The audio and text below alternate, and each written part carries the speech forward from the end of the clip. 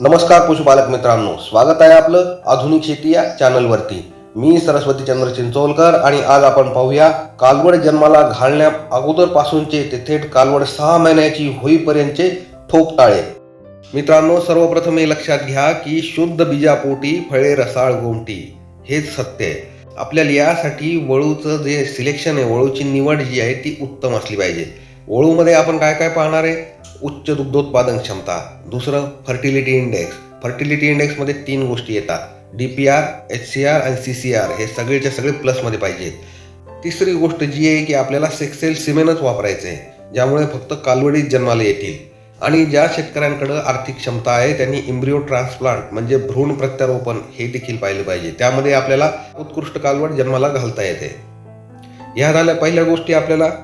आता आपण कृत्रिम रेतन केलं, गाय गाभण राहिली, तर गाय गाभण राहिल्यानंतर गायीच्या गाभण काळातलं आपल्याला नियोजन पाहायचंय।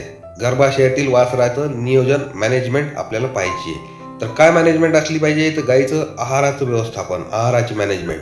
आहाराचं मॅनेजमेंट कसं आहे?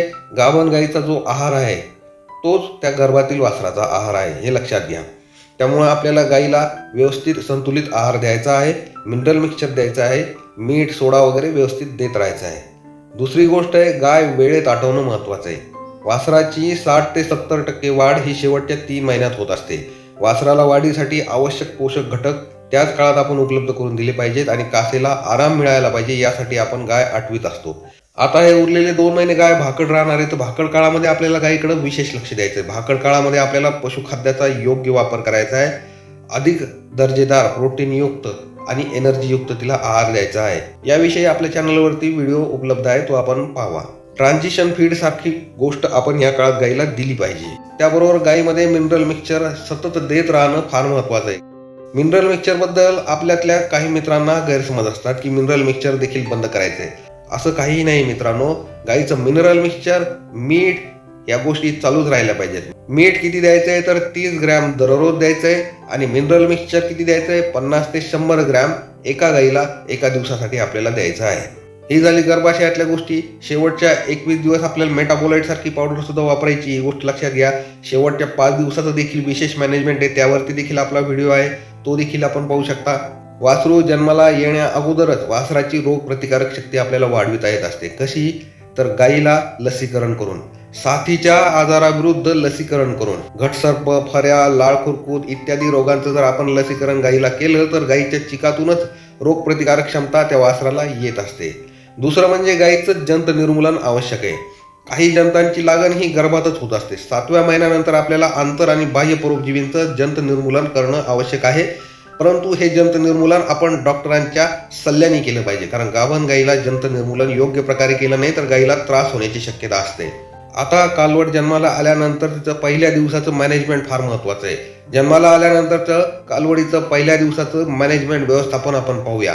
सर्वात पहिल्यांदा कालवडीचा श्वासोच्छ्वास सुरू करायचा आहे, नाक तोंड साफ करायचं आहे, छातीला मसाज करायचा आहे, वासराचे मागचे पाय पकडून वर उचलायचे, 2 ते 3 मिनिट धरून ठेवायचे, जेणेकरून छातीतला सगळा कफ चिकट द्राव बाहेर निघून येईल। नंतर वासराला कापडाने स्वच्छ करायचंय आणि गायी समोर चाटायला ठेवून द्यायचंय।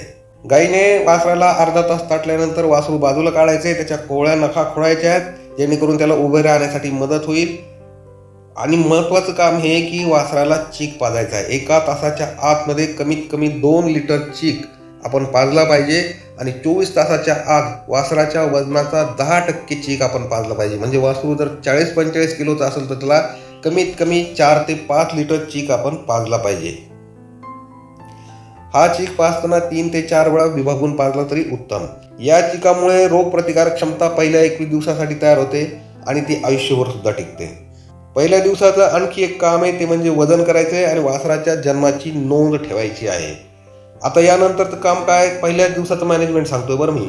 नाळ कापणे, शरीरापासून 2 इंचावरती स्वच्छ धाग्याने पहिल्यांदा पक्क बांधून घ्यायची नाळ आणि त्यानंतर 1 इंच सोडून स्वच्छ चांगल्या निर्जंतुक नवीन ब्लेडनी नाळ कापायची आहे।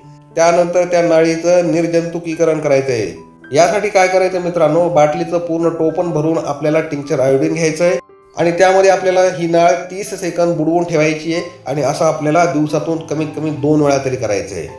लक्षात ठेवा, नळ्यातून जर इन्फेक्शन झालं तर बेंबी सुजणे, गुडघे सुजणे, जुलाब होणे इत्यादी आजार वासराला होऊ शकतात. ते टाळण्याकरता नळ्याचं निर्जंतुकीकरण करणं आवश्यक आहे. आता वासरू जन्माला आलेलं आहे, त्याला चीक पाजणं झालेलं आहे, त्याची नाळ पण बांधली गेलेली आहे. आता आपल्याला दुसऱ्या दिवसापासून आपल्याला याचं नियोजन पाहायचं आहे. कालवडीचं पूर्ण आहाराचं नियोजन आपण पाहूया. पहिले 3 दिवस आपल्याला गाईचा चीक 10% त्याला पाजायचा आहे. म्हणजे त्याला 5 ते 6 लिटर चीक आपल्याला दररोज पाजायचा आहे पहिले 1 ते 3 दिवस. नंतर 4 ते 15 दिवस आपल्याला काय करायचंय, दूध त्याला कंटिन्यू ठेवायचंय. 5 लिटर ते 6 लिटर दूध आपल्याला कंटिन्यू ठेवायचंय. तिसरा आणि चौथा आठवडा आपल्याला गाईचं दूध त्याला 10% पाजायचंय. हे 6 लिटर धरून त्याला 5 ते 6 लिटर द्यायचं आहे. आणि काप स्टार्टर सुरू करायचे 100 ग्रॅम. सुका चारा थोडासा त्याच्या समोर ठेवायचा आहे चौथ्या आठवड्यात. तिसऱ्या ते चौथ्या आठवड्यात ठेवायचा आहे. चौथ्या आठवड्यानंतर आपल्याला गाईचं दूध हे 4 लिटर वरती आणायचे. सकाळी 2, संध्याकाळी 2 आणि पुरेसा सुका चारा आणि थोडा थोडा हिरवा चारा चालू करायचा आहे. अधिक 100 ते 200 ग्रॅम काप स्टार्टर सुरू करायचे. 5वा ते 6वा आठवडा आपल्याला दूध चालूच ठेवायचंय. काप स्टार्टर वाढवायचे. 200, 300, 400 पासून 500 पर्यंत न्यायचे पूर्ण महिनाभर. पूर्ण दुसरा महिना आपल्याला काप स्टार्टर वाढवत न्यायचे 500 ग्रॅम पर्यंत. चौथा, 5वा आणि 6वा महिन्यापर्यंत आपल्याला त्या कालवडीला 2 लिटर दूध द्यायचंय. सकाळी 1 लिटर, संध्याकाळी 1 लिटर. आणि काप स्टार्टर वाढवत नेऊन सकाळी 1 किलो ते 2 किलो पर्यंत न्यायचंय. हिरवा चारा पुरेसा आणि सुका चारा पुरेसा द्यायचा आहे. हे 6व्या महिन्यापर्यंत नियोजन आहे. आता आपल्याला या नवीन जन्माला आलेल्या वासराचं जंत निर्मूलन करायचं. जंत निर्मूलन का करायचं? कारण जंतामुळे आपलं काय काय नुकसान होतं, तर वासराचं पचन बिघडतं, वाढ खुंटते, रक्तक्षय होतो, केस खरबरीत होतात, रोगप्रतिकारक क्षमता कमी होते, वासरू वेळेवरती वयात येत नाही आणि गाभण राहण्यासाठी विलंब होतो. म्हणून आपल्याला कालवडीचं जंत निर्मूलन करणं आवश्यक आहे. कालवडीच्या जंत निर्मूलनाचं वेळापत्रक पाहूया. 10 दिवसानंतरच आपल्याला पिप्राझिन किंवा अल्बेंडाझॉल द्यायचंय. 1 महिना झाल्यानंतर अल्बेंडाझॉल अधिक आयव्हरमेक्टिन असं द्यायचं आहे.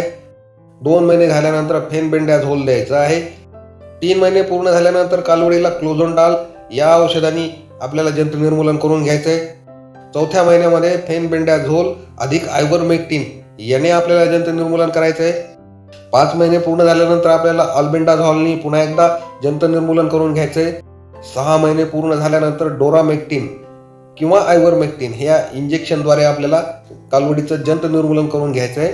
9 महिने कालवडीचे पूर्ण झाल्यानंतर ऑक्सिक्लोनाझाइड अधिक लेवामिसोल अशा प्रकारे जंत निर्मूलन करायचे. आणि 1 वर्षाची कालवड झाल्यानंतर आपल्याला डोरामेक्टिन आणि आयव्हरमेक्टिन हे इंजेक्शनद्वारे आपल्याला जंत निर्मूलन करून घ्यायचं आहे. मित्रांनो, जंत निर्मूलनाचं वेळापत्रक काटेकोरपणे पाळा. त्यातच आपला आणि वासराचा फायदा आहे. आता पाहूया वासरांचे लसीकरण. वासरांना लसीकरणाची का आवश्यकता आहे, तर वासरांना सर्व रोगांची रोगप्रतिकारक शक्ती नसते. लसीकरण केल्यामुळे ही रोगप्रतिकारक शक्ती मिळविता येते. काही रोगांची लस ही ठराविक वयातच द्यावी लागते. वेळेत जर आपण वासरांचं लसीकरण केलं नाही तर पुन्हा लसीकरण करणे शक्य होत नाही.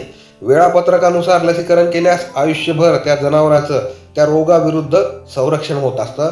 म्हणून आपल्याला वासराचं कालवडीचं लसीकरण करायचं आहे. आता वासरांचं लसीकरण पाहूया. पहिली लस आहे ब्रुसेलोसिस. ब्रुसेलोसिस ही लस वयाचं 4 महिन्यापासून ते 8वा महिना होईपर्यंत देता येते आणि ही आयुष्यात एकदाच देता येते. त्यामुळे ही ब्रुसेलोसिस लस द्यायचीच आहे. यामुळे गाईला मस्टायटिस होत नाही. थायलेरिओसिसमध्ये आपल्याला 3 महिन्यानंतर आपल्याला लसीकरण करायचंय आणि हे दर 3 वर्षांनी थायलेरिओसिसची लस आपण दिली पाहिजे. तिसरी लस आहे लाळ खुरकुतची. लाळ खुरकुतची लस ही 4 महिन्यानंतर द्यायची आहे.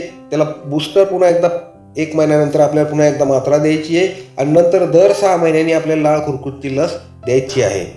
घटसर्प ही कालवडीचं 6 महिने पूर्ण झाल्यानंतर देण्याची लस आहे आणि ही दरवर्षी द्यावी लागते.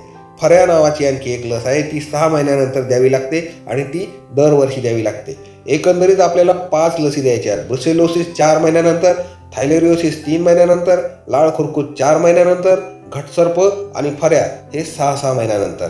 एवढं लक्षात ठेवा. आणि त्या व्यतिरिक्त ब्रुसेलोसिस ही एकदाच द्यायची आहे. थायलेरिओसिस ही दर 3 वर्षांनी द्यायची आहे. लाळ खुरकूत ही दर 6 महिन्यांनी द्यायची आहे आणि घटसर्प आणि फऱ्या ही दरवर्षी देण्याची लस आहे. ही देखील फ्रिक्वेन्सी लक्षात ठेवा. अशा प्रकारे कालवडीचं मॅनेजमेंट केलं पाहिजे, व्यवस्थापन केलं पाहिजे.